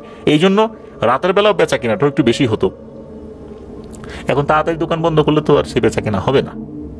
এই কারণে মূলত আস্তে আস্তে আবার সেই আগের অভ্যাসটাতে উনি ফেরত আসেন। তো এইভাবে তেমন একদিন ওনার বাবা রাতের বেলা বাড়িতে ফিরছেন, রাত প্রায় 1টা বাজে তখন। তো বাজারের ব্যাগ ছিল, জ্যোৎস্না রাত ছিল অবশ্য ওই রাতটা, চারপাশে চাঁদের আলো বেশ ভালোই ছিল। তো মেইন রোড থেকে নেমে গ্রামের রাস্তা উনি হাঁটছেন। হাঁটতে হাঁটতে ওই 4 রাস্তার মোড় ক্রস করে 3 রাস্তা, তো ওইখানে যে পুকুর রাস্তার মোড়ে, তারপরে বাঁশঝাড় বা এরকম কিছু আছে আর কি। তো পুকুরের প্রথম কোনায় কিছু একটা জুড়ে জমাট বাঁধা অন্ধকারের মতো মনে হচ্ছে। মানে সব জায়গায় মনে হচ্ছে জ্যোৎস্নার আলো আছে, আর ওই জায়গাটাতে একটা জমাট বাঁধা অন্ধকার। চারপাশে এত আলো, কিন্তু চাঁদের আলো মনে হচ্ছে ওই জায়গাতে ঢুকতে পারছে না। ওনার বাবা কিছুটা কৌতূহলী ভাব নিয়ে এগিয়ে গিয়ে দেখতে চাইলেন আসলে জায়গায় জিনিসটা কি আছে। তো ওই অন্ধকারটার 4-5 হাত দূরে যখন উনি আছেন, তখন উনি চমকে ওঠেন, ভীষণ ভয় পেলেন। উনি সমস্ত শরীর লোমগুলো দাঁড়িয়ে গেল। উনি দেখতে পেলেন একটা বিশাল মুখ সেই অন্ধকারটা জুড়ে দাঁড়িয়ে আছে। কোনো শরীর নাই, গলা থেকে মাথা পর্যন্ত দেখা যাচ্ছে শুধু গলার নিচের জায়গাটা কালো ধোঁয়ায় ঢাকা, শুধু মুখমণ্ডলটা দেখা যাচ্ছে। সেই মুখটা এতটা বিভৎস, সেটা সহ্য করার মতো না। এই ভয়ঙ্কর মুখটা মাটি থেকে প্রায় 30 ফুট উঁচু হবে। লম্বা সেই বিভৎস মুখের 2টা চোখ প্রায় বড় বড় সাইজের মিষ্টি কুমড়ার মতো বড় হবে। সেগুলোর ভেতরে টকটকে লাল আলো জ্বলছে।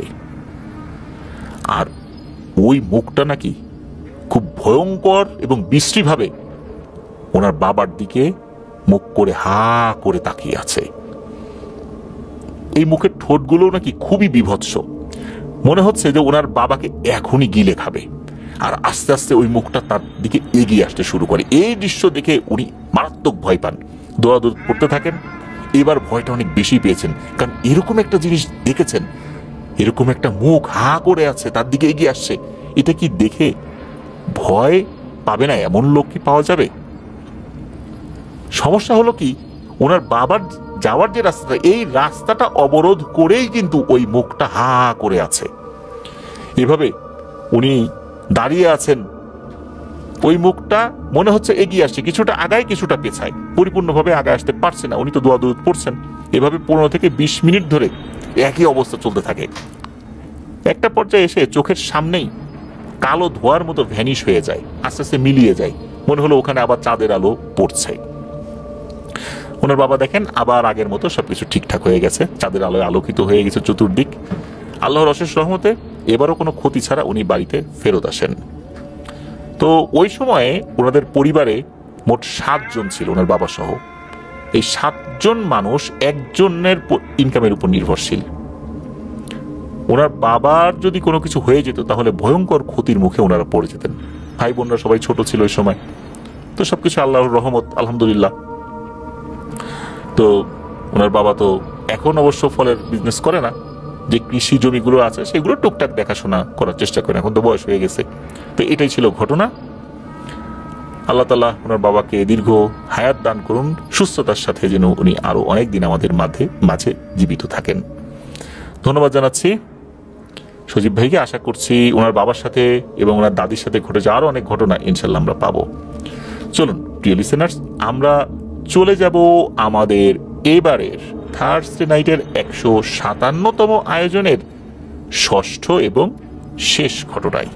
প্রিয় লিসেনার্স, এখন যে ঘটনাটি আপনাদের সাথে শেয়ার করব, এই ঘটনাটি আমাদেরকে যিনি দিয়েছেন, ওনার পাঠানো বেশ কয়েকটি ঘটনাও কিন্তু ইতোমধ্যে আমরা প্রচার করেছি। ওনার নাম শেখ মিকাইল আহমেদ, ওনার বাড়ি মাগুরা জেলায়।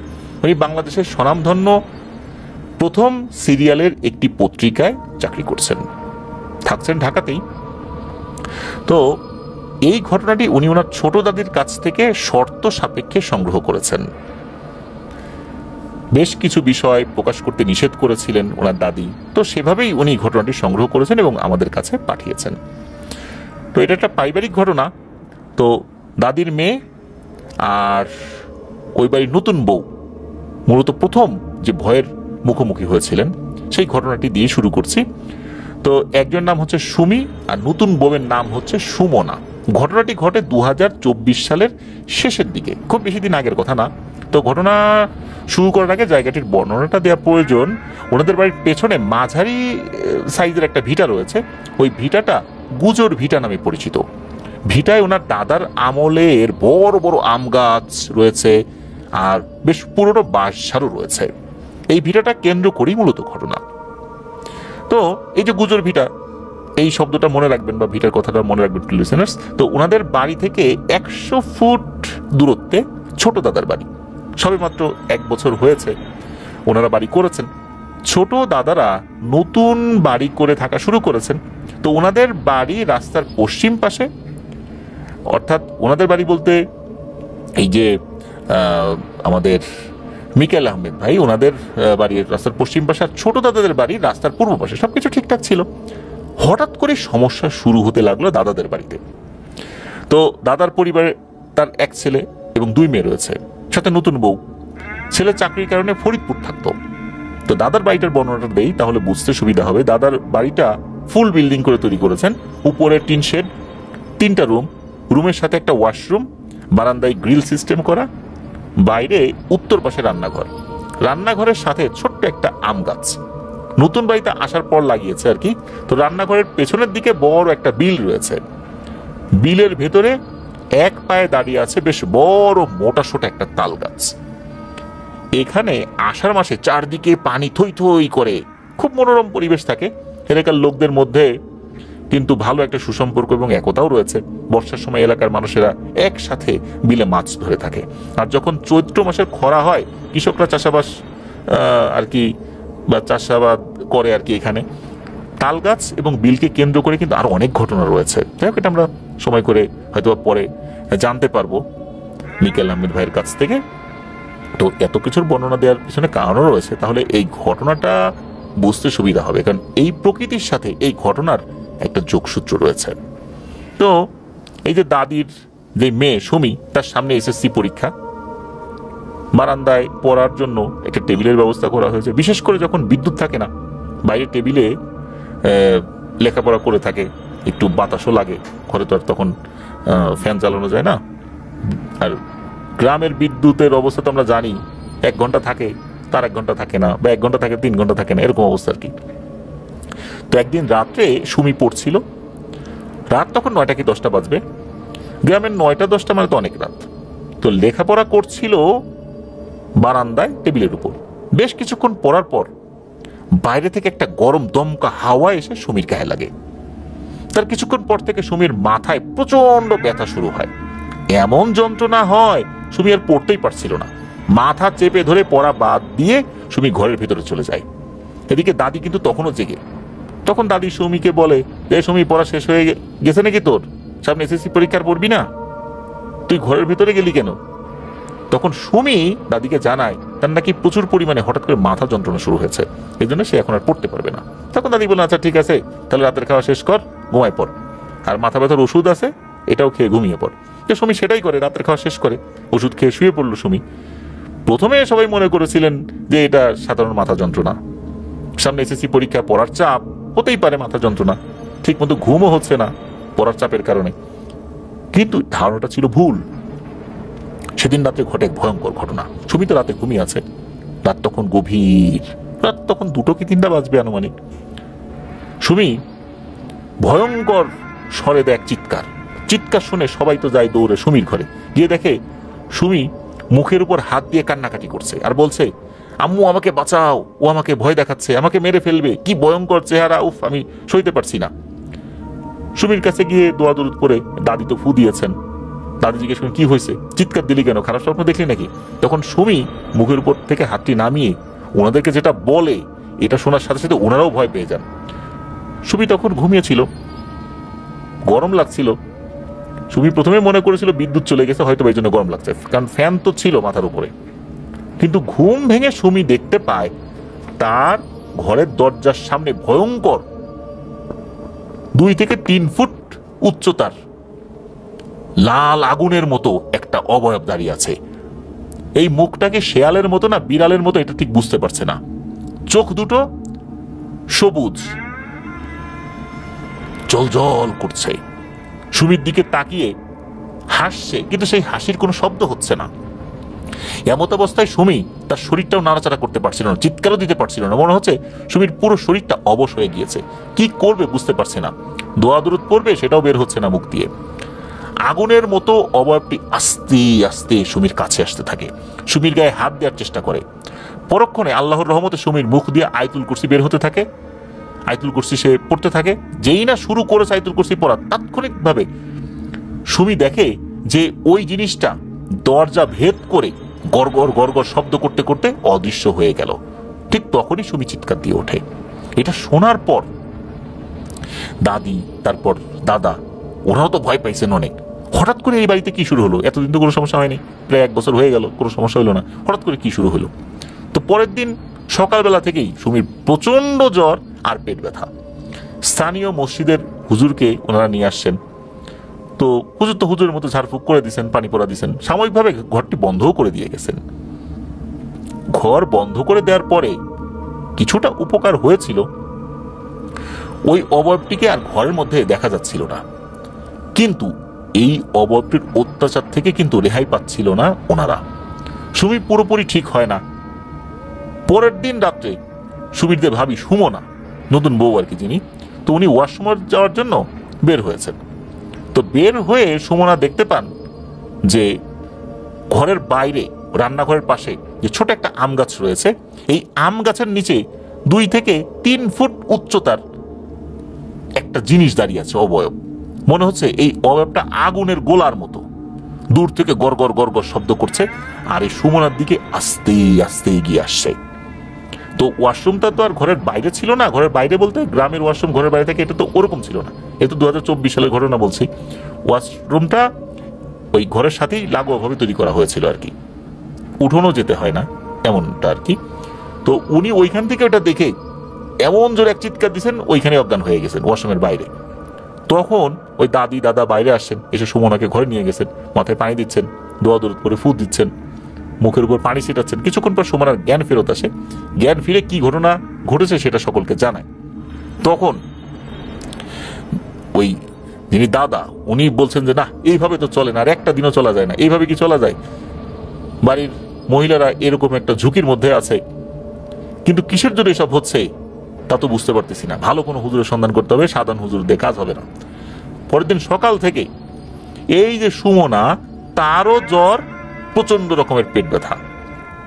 স্থানীয় মসজিদের হুজুরকে আবারও নিয়ে আসা হয়। হুজুর এসে একই কাজ করে, ঝাড়ফুঁক পানি পরা দেয়, বলে যে বদ জিনের নজর পড়েছে তো আপনাদের বাড়িতে, এই জন্য এরকম হচ্ছে। তবে হুজুর বলে দেন আরো ভালো কোনো হুজুর দেখাতে হবে, উনি এত কঠিন কাজগুলো করতে পারেন না, এটা উনি জানেন না আর কি, এটা ওনার সাধ্যের বাইরে। এরপর তো সবাই মিলে খোঁজ খবর করছেন, দাদিও খোঁজ করছেন, দাদাও খোঁজ করছেন, বিভিন্ন আত্মীয় স্বজনের মাধ্যমে খোঁজ করছেন ভালো কোনো হুজুর কবিরাজের সন্ধান পাওয়া যায় কিনা। তো এরকম একটা ভীতিকর পরিবেশ কিন্তু চলতে থাকে ওইখানে। এমনকি এই দাদিও ভয় পেয়েছিলেন। পরের দিন রাত বেশ গভীরই ছিল, মূলত গভীর রাত থেকে এই সমস্যাটার সম্মুখীন হতে হতো ওনাদেরকে। তো পরের দিন রাতের বেলা হঠাৎ করে দাদির ঘুম ভেঙে যায়। ওনাদের টিনের চালের উপর ঢিল পড়ার শব্দে মূলত ঘুমটা ভেঙে গিয়েছিল। তো রাতে কোনো শব্দ হলে সেটা একটু জোরেই শোনা যায়। 2 থেকে 3টা ঢিল পর পর ওনাদের টিনের উপর এসে পড়ে। তখন ঠন ঠন শব্দ হয়ে টিনের উপর এইরকম ঢিল পড়ে যেরকম শব্দ হয় কি হয় আর কি।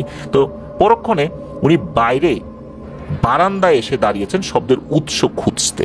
উনি দেখতে পান রান্নাঘরের পেছনে যে বিলটা রয়েছে, ফুটবলের মতো গোল আকৃতির একটা আগুনের গোলা ওনাকে দেখে উপরের দিকে উঠে সেই বিলের ভিতরের দিকে চলে গেল। যেতে যেতে তাল গাছের দিকে ভাসতে ভাসতে চলে গেল আর কি। তো উনি দূর থেকে চিৎকার দিয়ে বলতে থাকে, রে কে রে তুই, আমাদেরকে এত বিরক্ত করতেছিস কেন, আমরা কি তোর কোনো ক্ষতি করছি? এরকম ভাবে চিৎকার দিয়ে মানে উনি বলছেন। আসলে ব্যাপারটা কি যে উনি খুব রাগ হয়েছিলেন, ভয়ের চাইতে রাগ হয়েছেন বেশি, কারণ পরিবারে এই কয়েকজন মানুষ প্রতিনিয়ত এরকম সমস্যা চলছে, এই জন্য দাদি রাগ করে কথাগুলো বলেছিলেন। পরের দিন সকাল থেকে দাদির শরীরও খারাপ, জ্বর, প্রচন্ড রকমের পেট ব্যথা। আবারও সেই মসজিদের ইমাম সাহেবকে বাড়িতে নিয়ে আসা হয়। উনি ঝাড়ফুঁক করেন, তবে উনি একটা সুসংবাদ দেন। উনি বলেন যে ওনাদের পশ্চিম পাড়ায় যে মাদ্রাসা রয়েছে ওখানে একজন হুজুর রয়েছেন, তো উনি বেশ ভালো প্যারানরমাল সমস্যার সমাধান করেছেন এর আগে। তো ওনাকে এই বিষয়টা জানানো যেতে পারে, আল্লাহর রহমতে আল্লাহ চাইলে সমস্যার সমাধান হবে। তখন সেই হুজুরের কাছে যাওয়া হয়, হুজুরকে সবকিছু বলা হয়। তখন হুজুর বলেন ঠিক আছে, আপনাদের বাড়িতে এসে কাজটা করতে হবে। তো হুজুর বাড়ির ঠিকানা রেখে দেন, আর এই কাজটা রাতে করতে হবে এটা হুজুর বলেন। তো হুজুর মূলত তার অনুগত কিছু জিনের সাথে পরামর্শ করার জন্য সময় নিয়েছিলেন। তো পরের দিন ওনাদের বাড়িতে এসেই হুজুর কিছু অদ্ভুত কথা বলতে থাকেন। হুজুর বলতে থাকেন যে আপনারা এই বাড়িতে এখনো কিভাবে আছেন, আপনারা তো সুস্থ আছেন, এটা কেউ বিশ্বাস করবে না। আসলে তো আপনারা সুস্থ নাই, যে কয়েকজন সুস্থ আছেন তারাও আরো ভয়ঙ্করভাবে অসুস্থ হয়ে যাবেন, কারণ অত্যন্ত শক্তিশালী জিনের বদনজর পড়েছে এই বাড়িতে। এই জিনগুলো খুবই খারাপ এবং ভয়ানক। এরা যেই বাড়ির দিকে নজর দেয় সেই বাড়িতে রোগ ব্যাধি অশান্তি লেগেই থাকে, কেউ সহজে সুস্থ হতে পারে না, বিপদ আপদ লেগেই থাকে। যারা এই জিনের সম্মুখীন হয় তাদের শারীরিক অসুস্থতা দেখা দেবেই। এদের এমন একটা ক্ষমতা আল্লাহ তাআলা দিয়ে দিয়েছেন। তো এই সমস্ত কথা শুনে বাড়ির সবাই তো খুব বিচলিত হয়ে যায়। তারপর বাড়ির সব কথাও তো ওনাকে জানানো হয়েছে, কবে থেকে সমস্যা শুরু হয়েছে, কিভাবে হচ্ছে, আর এই বদজিনের হাত থেকে বাঁচার উপায়টা কি। তখন হুজুর সুমিকে ডাক দিতে বলেন। তো সুমি হুজুরের সামনে আসলে হুজুর তার ব্যাগ থেকে একটা কালো সুতা বের করে সুমির পা থেকে মাথা পর্যন্ত মাপ দিতে থাকেন। আশ্চর্যের বিষয়, যতবারই সুতা মাপ দেওয়া হয় ততবারই সুমির থেকে সুতাটি 3 ইঞ্চি খাটো দেখায়। তখন হুজুর ওনাদেরকে বলতে থাকেন যে আমি যা ভেবেছিলাম তাই হয়েছে, আপনার মেয়েকে এই জিনিসটা খুব ভালোভাবেই আসর করেছে, সমাধান করতে হলে এই মেয়ের উপর এই দুষ্ট জিনকে হাজির করতে হবে রুকিয়ার মাধ্যমে। তোমরা সবাই সম্মতি দেন। এরপর একটা গোল বৃত্তের মধ্যে সুমিকে বসানো হয়, হুজুর রুকিয়া শুরু করেন। সুমির মাথার উপরে ডান হাত রেখে বিড়বিড় করে হুজুর রুকিয়ার দোয়াগুলো পড়তে থাকেন। কিছুক্ষণ পর আশ্চর্যজনকভাবে ওনারা দেখতে পান হঠাৎ করে নাকি সুমি নাকি নাকি সুরে কথা বলতে থাকে। পুরুষও না, মেয়েও না, ভাঙা ভাঙা সুরে, আবার নাকি নাকি সুরে। তখন ওনারা বুঝতে পারেন যে ওই দুষ্ট জিনটা হাজির হয়েছে। এসেই তো হুজুরকে বিশ্রীভাবে গালিগালাজ করতে থাকে আর বলতে থাকে, কিরে হুজুর আমাকে ডাকলি কেন, আমার কিছু করতে পারবি? হুজুর বলে, পারবো কি পারবো না ওটা পরে দেখা যাবে। তুই এই মেয়েটাকে আসর করছিস কেন, আর এই বাড়িতে এসে উৎপাত শুরু করছিস কেন? এরা তোর কি ক্ষতি করছে, আর তুই থাকিসই বা কোথায়, আর এখানে কিভাবে আসলি? প্রথমে তো বলতে চাচ্ছিল না জিনটা, পরে হুজুর বেতেল একটা লাঠি নিয়ে আসছিল সাথে করে। তখন একটা বিশেষ পদ্ধতিতে ওই জিনকে যখন আঘাত করা শুরু করে, তখন মূলত ওই জিনটা বলতে থাকে, যে রাস্তার পশ্চিম পাশে যে ভিটাটা রয়েছে ওইখানে একটা আম গাছ রয়েছে, তো ওই আম গাছে মূলত ওই জিনটা থাকতো। বজ্রপাতে আম গাছটি মারা যাওয়ার কারণে গাছটি কেটে ফেলা হয়েছে। ওই যে আমরা শুরুতে যে ভিটার কথা বলেছিলাম, গুজর ভিটা, মূলত ওই গুজর ভিটাতেই এই বামনটা থাকতো, এই বামন জিনটা। এখন তার নতুন করে থাকার জায়গা দরকার। আম গাছ থেকে এদের বাড়ি পার হয়ে বিলের ভিতরে যাচ্ছিল, মূলত এটাই এদের যাতায়াতের রাস্তা। এখন এই জায়গাতে বাড়ি করছে। এখন জিন বলে যে ওরা এখানে কেন বাড়ি করলো, আমার যাতায়াতকে বাধাগ্রস্ত করলো। এখন বিলের তাল গাছে আমি থাকি, আগে তো আম গাছে থাকতাম, এখন বিলের তাল গাছে থাকি। আগে গুজর ভিটায় থাকতাম, এখন তাল গাছে আসছি আর কি। আর এই মেয়েটা এই রাস্তার উপরে এক বিকেলবেলা চুল ছাড়া অবস্থায় হাঁটাহাঁটি করছিল। সন্ধ্যার সময় আমি ওকে দেখছি, পরন্ত বিকেলে যখন সন্ধ্যা লাগে লাগে ভাব, তো তখন ওকে দেখে আমি আকর্ষিত হয়েছি, এই জন্য একে আমি আসর করছি। আর এই ধরনের সমস্যা যদি কারো ক্ষেত্রে হয়ে থাকে, তখন কিন্তু আমরা এদেরকে ছেড়ে যাই না। তখন ওই হুজুর বলে, ঠিক আছে, তোর এই কথার জবাব আমি দিতেছি। তোর যাতায়াতের পথ, তুই কোন দিক দিয়ে যাবি না যাবি, তার জন্য এরা নিজেদের জায়গার উপর ঘর বাড়ি করতে পারবে না, তা তো হবে না। এই ধরনের কথা হুজুর বলছিলেন, কিন্তু বলতে বলতে হয় কি, ওই জিনটা নাকি সুমিকে ছেড়ে চলে যায়, সুমি অজ্ঞান হয়ে যায়। তখন হুজুর বলেন যে সবকিছু তো শুনলেন এই দুষ্টু জিনের কথা, এখন বাড়িটাকে বন্ধ করে দিচ্ছি, আর এই দুষ্টু জিনটাকে বন্দি করতে হবে। ও তো একা, সহজে ওকে বন্দি করে ফেলতে পারবো, চিন্তা করবেন না। তখন ওই হুজুর 21টা বোতল নিয়ে এসে দিতে বলেন। আরো কিছু সামগ্রীর কথা বলেছিলেন আর কি, তো সেগুলো আনা হয়। এরপর নাকি হুজুর ওই দুষ্টু জিনকে বন্দি করবেন আর বাড়ি বন্ধ করে দিবেন। তো এই সমস্ত কথার ভেতরেই সুমির জ্ঞান ফেরত আসে। সে তো আর কিছু বলতে পারে না কি হয়েছে। তো যাই হোক, ওই রাত্রে আর কোনো সমস্যা হয়নি। তবে ওই রাত্রে বাড়ির চারপাশ থেকে শুধু অদ্ভুত শব্দ শোনা গিয়েছিল, কখনো বিড়ালের কান্না, কখনো কুকুরের কান্না, এরকম শব্দ ওনারা শুনেছিলেন। তবে এই সমস্ত শব্দ ওনারা পাত্তা দেন নাই। পরের দিন সন্ধ্যায় অনেক কষ্টে হুজুর ওই জিনটাকে বন্দি করতে সক্ষম হন। তো যখন ওই জিনটাকে হুজুর বন্দি করেছিলেন, তখন নাকি বাড়ির চতুর্দিকে প্রচন্ড পরিমাণে ঝড় শুরু হয়ে গিয়েছিল, মানে ঝড়ের মতো অনুভূতি তাদের আসছিল। তারপর বাইরে গাছপালাগুলোও নড়ছিল, অথচ বাড়ির বাইরে ঝড় মানে যদি হয় ডালপালা তো ভাঙবে, এরকম কোনো কিছু হয় নাই। তো হুজুর সুন্দর করে বাড়িটা বন্ধ করে দিয়ে চলে যান। 21টা বোতলের ভেতরে কাগজে আরবি লেখা ছিল। তো হুজুর এরপরে নামমাত্র একটা হাদিয়া নিয়ে চলে যান। ওনারা প্রশ্ন করেছিলেন, এই যে জিনটাকে বন্দি করলেন বোতলের মধ্যে, এটাকে নিয়ে কি করবেন? তখন হুজুর মুচকি হেসে দিয়ে বলেছিলেন, মাদ্রাসায় নিয়ে গিয়ে আমি এটার একটা ব্যবস্থা করব, তবে ইনশাল্লাহ আপনাদের কোনো ভয় নাই, আল্লাহর রহমতে সমস্যা ঠিক হয়ে গেছে।